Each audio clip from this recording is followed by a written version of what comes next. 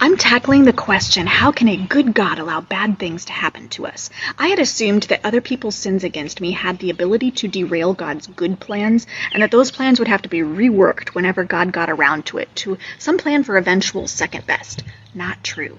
Look at Joseph, the Technicolor Dreamcoat guy from Genesis. As a kid, he had some strange dreams that he would be ruling over his family and something about famine. His brothers are insulted and sell him into slavery and tell his dad that he died. Joseph worked his way up the chain of command as a slave only to be falsely accused of sexual assault and thrown in prison. And he helps get others out of prison. There's promises made to get him out, but he's forgotten for a couple of extra years. Joseph suffered for years for other people's sins against him.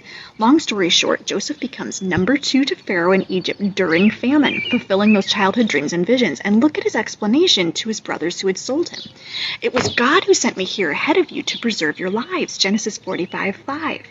God's plan was always that Joseph be the number 2 guy in Egypt and would provide food during a famine to surrounding countries. This was not just a silver lining or painting a rosy picture over top of multiple traumas. It was in spite of them. While God is aware and cares about our circumstances and other people's sins against us that cause trauma, those sins do not have more power than God's plans and purposes for you.